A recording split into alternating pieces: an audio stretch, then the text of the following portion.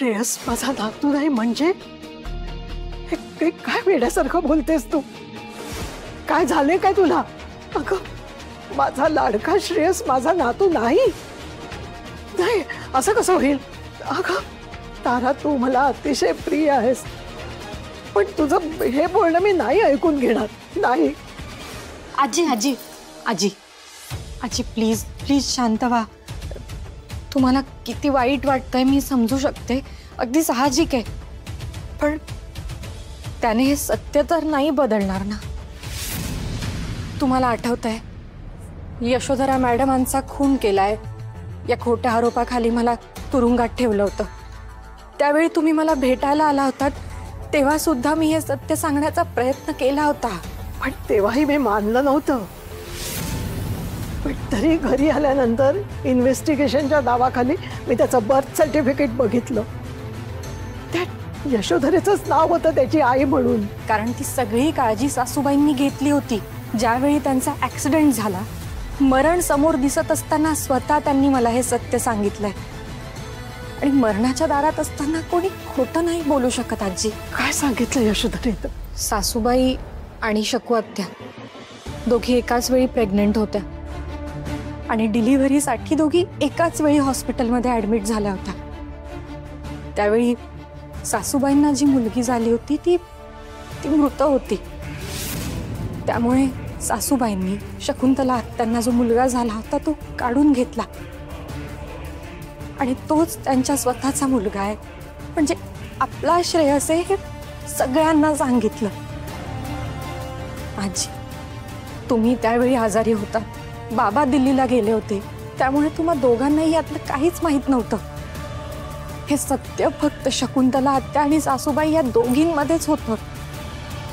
त्यामुळे आज शकुंतला आत्या या घरात याचा बदला घ्यायला आलाय. सासूबाईंनी हे सत्य मला खाईत पडताना सांगितलं आजी, आणि श्रेयसचं आयुष्यभर सांभाळ करण्याचं वचन घेतलं माझ्याकडून. आजी मी समजू शकते त्या बर्थ सर्टिफिकेटमुळे तुम्हाला हे सगळं खोटं वाटलं होतं, पण आता तुम्ही या प्रॉपर्टीचा विचार करायला लागलात. त्यावेळी माझी मनस्थिती द्विधा झाली. मला सांगावंसही वाटत होतं आणि भीती वाटत होती. म्हणजे शकुंतला श्रेयसची खरी आहे? आजी आत्यांबद्दल माझ्या मनात होती नव्हती तेवढी सगळी सहानुभूती संपलीये. सुरुवातीला मलाही असं वाटत होतं की त्या त्यांच्या मुलाच्या प्रेमापोटी या घरात आल्यात, पण तसं नाही आजी. त्यांचं सगळं वागणं स्वार्थी आणि खोटं आहे.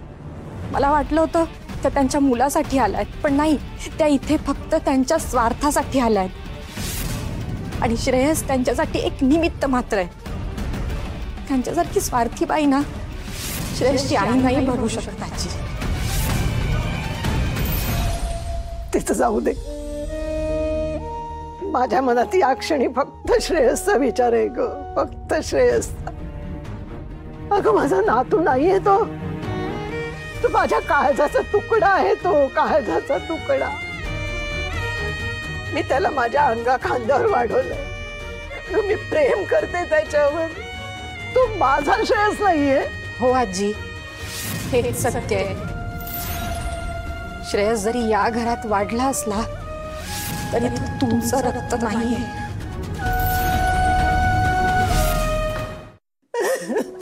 आजी आजी आजी ठीक आहे. मी खूप काही पचवले मी आजपर्यंत. हे सुद्धा पचवे.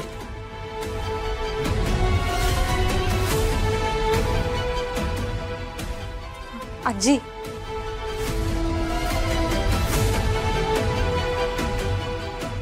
मी जाईन माझ्या खोलीत.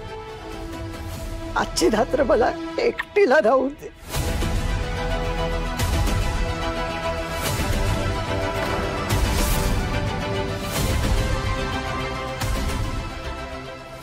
काय करू आजी? माझ्या मनावरचं ओझं उतरलं, पण तुमच्या मनावर आलंय. मला होतं त्यापेक्षा कित्येक पटींनी ते जड आहे तुमच्यासाठी. देव तुम्हाला बळ देव.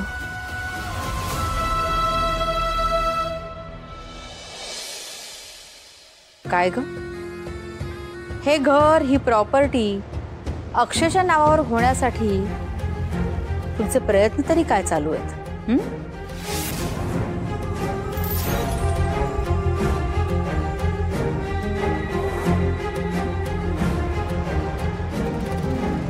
आत्या, काहीतरी काय बोलताय तुम्ही? हा, आम्हाला काही प्रयत्न करायची काय गरज आहे? कारण अक्षय मोठा मुलगा आहे ना, मग सगळी प्रॉपर्टी त्याच्या नावावर होणार की नाही? नाही म्हणजे याबद्दल इतर कोणाच्या मनात असली तरी आमच्या मनात शंका नाहीये.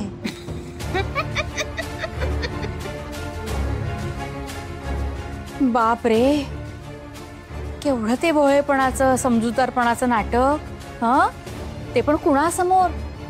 आमच्यासारख्या पोचलेल्या लोकांच्या समोर. अगं थोडं तरी भान ठेव. हं, ते मी श्रावणी, अक्षय मोठा जरी असला तरी आजीचा लाडका हा श्रेयसच आहे, हे जगजाहीर आहे. मग कशाच्या जोरावर तू हे सांगतेस की हे सगळं अक्षयला मिळेल म्हणून? काय आहे ना लाडका श्रेयस? हो, पण आमचे लाडके मात्र तुम्ही दोघेही आहात. कारण ज्या गावच्या बोरी त्याच गावच्या बाबडी.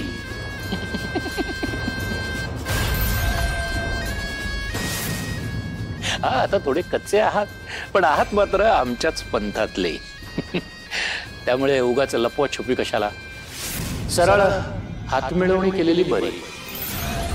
हो ना, म्हणूनच आम्ही हा विचार केला की तुम्ही वेगळे प्रयत्न करणार, आम्ही वेगळे प्रयत्न करणार, मग आपण एकमेकांच्या तंगड्यात अडकून पडणार. तसं नको ना व्हायला. म्हणून आपण एकत्र प्रयत्न केलेले बरे, म्हणजे कुणी कुणाच्या मध्ये येणार नाही, नाही का? शिवाय आपली शक्ती वाढेल, काम वाटून घेता येतील. एक से भले दो, दो से भले चार. मुद्दा हा आहे की आजी सगळी प्रॉपर्टी श्रेयसच्या नावावर करणार आणि ते आपल्या दोघांनाही चालणार नाही. त्यामुळे हा मुद्दा हाणून पाडायचा. या बाबतीत तरी आपण क्लिअर आहोत? हो आहोत. श्रावणी, मी काय म्हणते, ही सगळी प्रॉपर्टी आमच्या नावावर होण्यासाठी तू आम्हाला मदत कर. आम्ही तुला त्याचा मोबदला देऊ. मोबदला?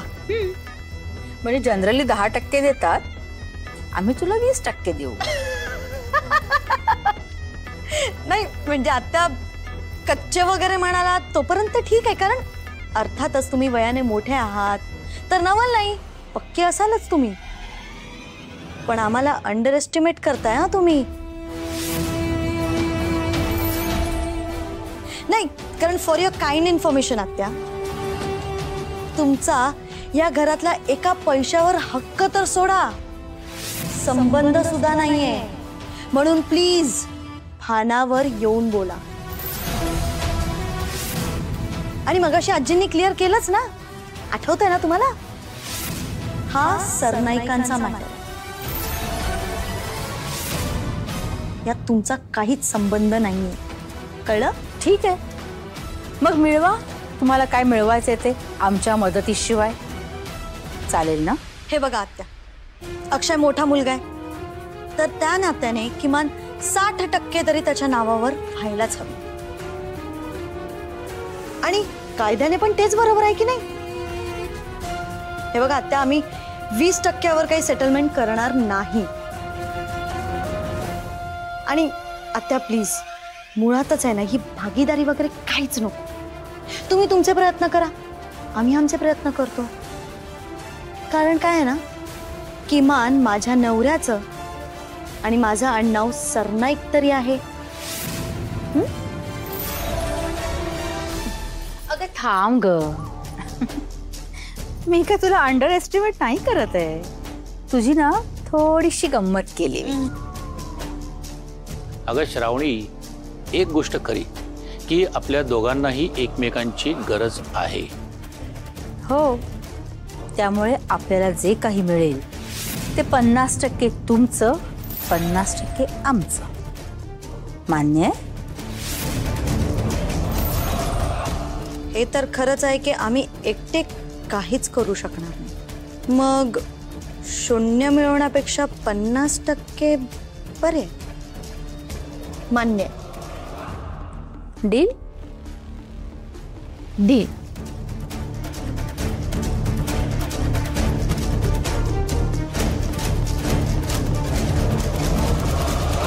मी काय म्हणते श्रावणी, तू आता निघ. कुणी तुला इथे पाहायला नको.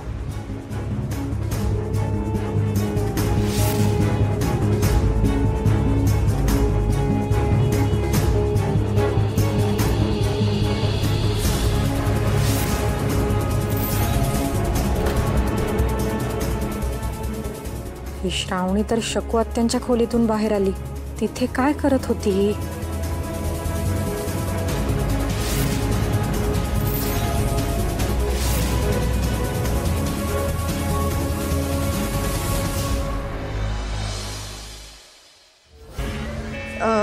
तू किचन मधून आलीस का ग? का? नाही, ते ना ऍक्च्युली मी अमृताला सब्जा भिजवायला सांगितला होता ना, तो तिने भिजवलाय. तिलाच विचार ना, मला का विचारतेस? या घरात आहे ना कोणी माझं काही ऐकतच नाही.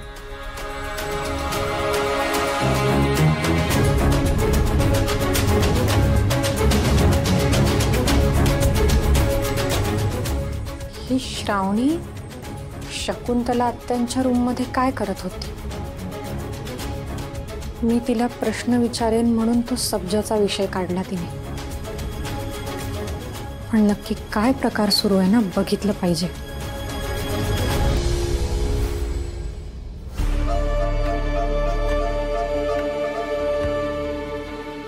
तू काय वेडी आहेस का ग?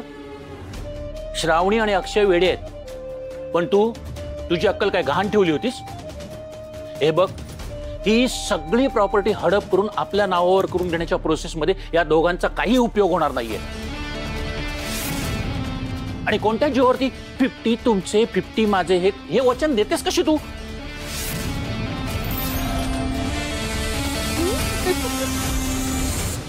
काय हो तुम्ही? आपण इतकी वर्ष एकमेकांबरोबर संसार करतोय आणि तुम्ही मला अजून ओळखलं नाहीये. प्रॉमिस दिलं म्हणजे पाळायलाच पाहिजे असं कोणी सांगितलंय? हो. 50% सरनाईकांची प्रॉपर्टी म्हणजे काय बापाची पेंड आहे का? आणि मुळातच 50% भागीदारी द्यायला आणि घ्यायला श्रावणी या जगात तरी असायला पाहिजे ना.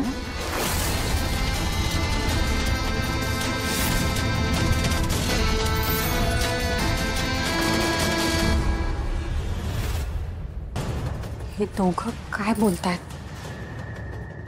माझे तर शत्रू आहेतच, पण आता श्रावणीच्या जीवावर उठलेत.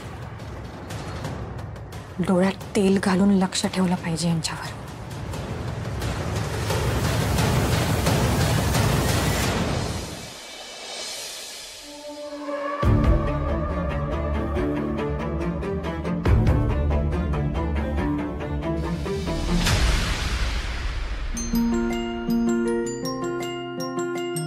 हे काय आता नवीन? तुम्ही असं खाली अंथरूण का घातलं? हा, मग नुसतं भाजी भाकरी खाऊन काय होणार ना. आता आपण जर पाड्यावर राहायला गेलो म्हणजे जायची वेळ आली तर तिकडे झोपायला मला अशी मेमरी फोमची गादी मिळणार नाही. सवय करून घ्यायला हवी. तसं मला काय असं श्रीमंती गोष्टींची सवय नाहीये की हे हवंच ते हवंच. मी कुठेही गेलो तरी ऍडजस्ट करू शकतो. फक्त जरा खाली जमिनीवर झोपायची सवय नाहीये, म्हणून सवय करून घेतो. बरोबर आहे, सवय तर करायलाच हवी. पण म्हणजे आता माझी रवानगी इथे वर बेडवर. ऑफकोर्स. म्हणजे मी बेडवर झोपू, पण तुम्हाला जमेल ना खाली? जमेल म्हणजे जमणारच. झोप तू.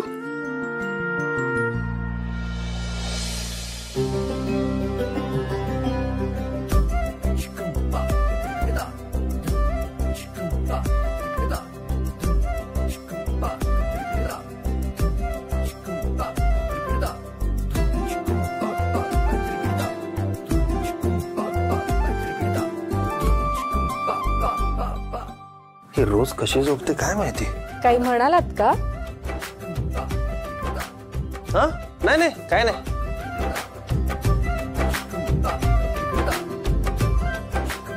कळतंय मला, पण तुम्ही नका काळजी करू. आपल्यावर जर अशी वेळ आलीच ना की आपल्याला पाड्यावर जाऊन राहावं लागलं तर आपण तुमच्यासाठी ना छान अशी मऊ गवताची गादी बनवून घेऊ.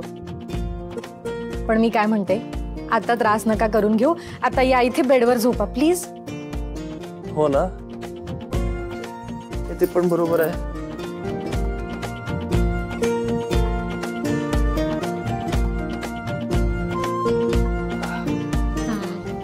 आता कसं गुड बॉय सारखं. गुड नाईट, झोपा तुम्ही. मी रोजच्या सारखी खाली झोपते. नाही नाही कशाला खाली कशाला, मोठा बेड आहे आपला. तू झोप बर, मला काही प्रॉब्लेम नाहीये. खरं सांगू का, मी 5 मिनिट खाली झोपलो ना पाठीला खूप त्रास होतोय. तू झोप इकडे बिंदास, छान स्पेशियस आहे आपला बेड. हा झोप झोप हे घे. Good night.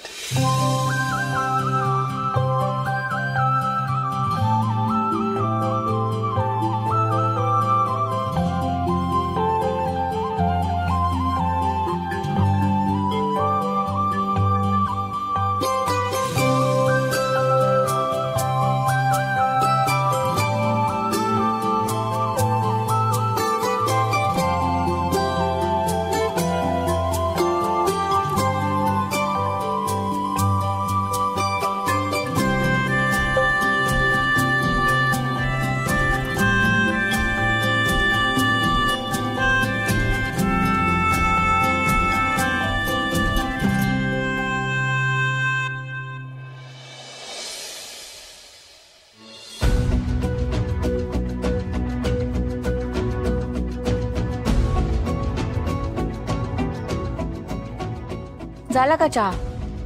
करते.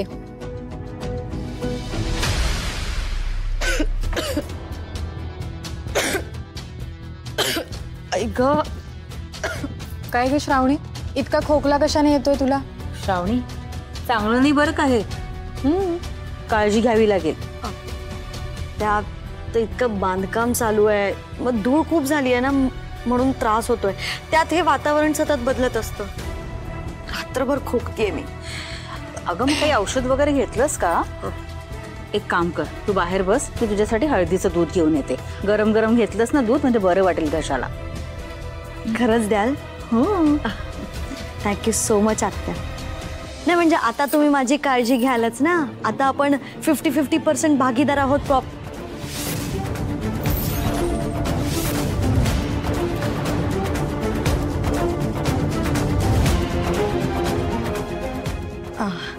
म्हणजे 50% खोकला गेला ना तर बरं वाटेल, छान वाटेल एकदम. मी आलेच, बाहेरच आहे. हा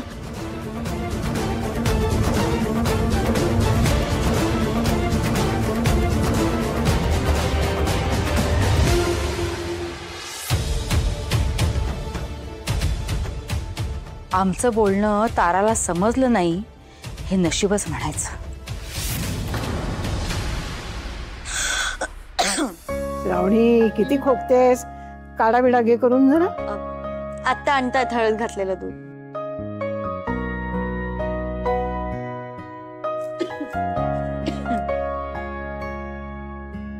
आजी चहा. Good morning. काल रात्री आजी फार डिस्टर्ब वाटत होत्या. आता सकाळी मात्र प्रसन्न वाटतायत. माझ्या नातवाचा चहा कुठे आहे? Good morning. Good morning. बघितलंस, तो तयार होऊन पण आलाय ऑफिसला जायला. बरं का आजी, तुमचा नातू अक्षय तो कधीच निघाला ऑफिसला. तारा, त्याला चहा दे. आजी ब्रेकफास्ट तयार आहे ना, आणते मी. तारा, तुझा ब्रेकफास्ट येईपर्यंत तो थांबणार आहे का? मी माझ्यातला चहा देते त्याला.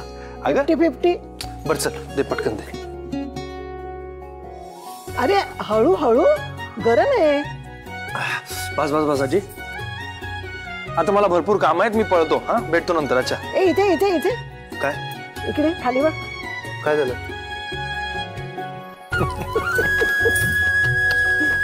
तू लहान होतास तेव्हा शाळेत जाताना रोज मला पापा देऊन जायचास. हा नियमच होता आपला. आता विसरलास ना सगळं. हा नियम आता रोज पाळायचा. डन. चल येऊ आता.